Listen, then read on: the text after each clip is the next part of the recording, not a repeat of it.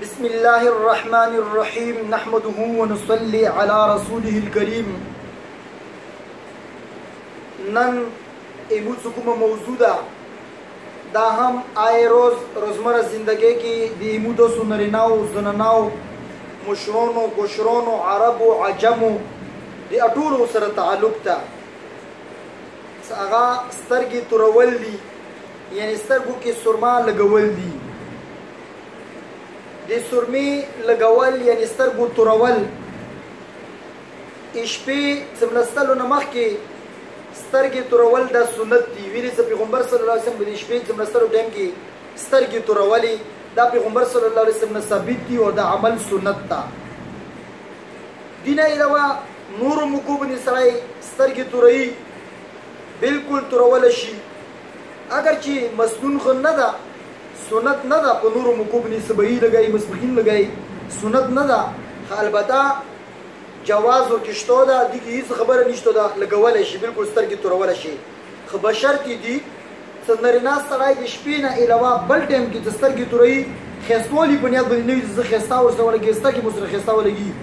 دغه نیت باندې سړی د لپاره سرما او توري لګول په سترګو کې به مکروه دي سنیات یو کې دا د سترګې توري کو او سترګې مخ خېستا ولګي زو سره خېستا ولګم په دې نیت باندې په بل ټیم لګي دغه مکروه دي بیا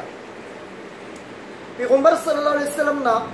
د سترګو تورول کو بری کې درې طریقې راغلي دي یو طریقه خدای غدا چې پیغمبر صلی الله علیه وسلم سترګې توري کړې دي یغه د لپاره طریقه کار دا غدا چې پیغمبر صلی الله علیه وسلم دانو مناسته یعنی بزینی کې مثال سلی والا دا ایوی سترګې کې ایوی پیری خې سترګې کې بیا دیمه پیری بیا دریمه پیری یعنی د یو سلی درې پیری سلی هغه کې وای بزینی کې وای یو بیا دوا بیا درې دا یو طریقه اندسې کې بیا اندسې سلی وای کیړي سترګې کې ایوی پیری بیا سلی وای کیړي سترګې بیا سلی وای کیړي سترګې کې بیا دا پیله طریقه شولا صدا پیغمبر صلی الله علیه وسلم منقول لا دیمه طریقه دا غواړي چې پیغمبر صلی الله علیه وسلم د ذکر دي چې په پیله سلی والا دا خېسترګي کې یو بیا والا دا خېسترګي کې دوا بیا والا دا خېسترګي کې درې بیا پیغمبر صلی الله علیه وسلم نه دا روایت ثابت ده سلی والا دا کیړسترګي کې یو بیا والا دا کیړسترګي کې دوا دا دیمه طریقه شوه او دیمه طریقه پیغمبر صلی الله علیه وسلم څخه منقول هغه دا غواړي چې ایوی پر سلی بزنی کې وای خېسترګي کې وای بیا سلی بیا خېسترګي کې وای دوا شو بیا سلی وای کیړي سترګې کې ایوی پری بیا سلی وای کیړي سترګې کې دویمه پری بیا سلی وای ایوی پری اندغه خې سترګې کې وای اندغه سلی بیا کیړي سترګې کې وای دا طریقې د پیغمبر صلی الله علیه وسلم نه د سترګو ترولو منقول دي چونکه سترګې خمواسي ترو خسرای سترګې توري کې د پیغمبر صلی الله علیه وسلم په طریقې باندې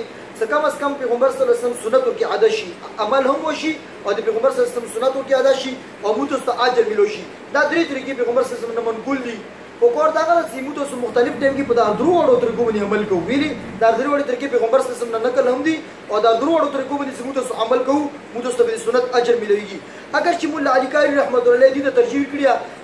اول خاصه کې درې پرې بیکړی ستګي کې درې پرې خو بهر حال خبره دا غته چې دا درې طریقې پیغمبر صلی الله علیه وسلم نه نقل دي دا مختلفو طریقو کې ادرو باندې عمل وکړل شي خبره دا غته او پیغمبر صلی الله علیه وسلم کوم توري استعمال کړي هغه ته اسمو دی رشي سی سره دا اسمود اکثر پاکستان کې هم ملويږي خدا عربو کې خاص کر مکی مکرمه ته مدینه منوره ته کوم هجون نور شي هغه ځون سره واپس وروړي دا پیغمبر صلی الله علیه وسلم استعمال کړی دي او دې په اړه کې پیغمبر صلی الله علیه وسلم فرمایي چې تاسو اسمود توري استعمالې د سترګو نزدیک تیزوي او د سترګو باندې کوم باندې دي باندې رشنوي بعضو خلکو باندې تليږي نو زه ته دا سترګو یعنی په اسمود تور به سترګې توري یو خدای چې ته په نظر وسره تیزيږي بل لا سترګو باندې کوم باندې دي باندې به وسره زیاتيږي او شپې سترګو ترولو کې مصلحت دا غدا ستکر شپې سترګې توري کې بیا باندې خو به ولا شي سبې پر ډېر ټیم وي نو دا توري څوک دي دا سترګو کې اټول زینو د ورسې خې طریقې سره سریه دوسر وږي سام دواجو سترګو ته ډېر زیات فایده ملويږي بهر حال الله تعالی د وږي د سي سموده سو نرینا وتا زنانا وتا اسی هم د عمل متوسو کوو عمل چې د پیغمبر صلی الله علیه وسلم په طریقې باندې وشي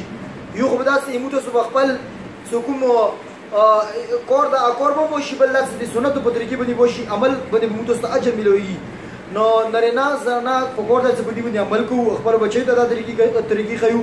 الله تعالی دې وکړي چې زموږ د خبر باندې عمل کول توفیق نصیب کړي. امين برحمتك يا ارحم الراحمين.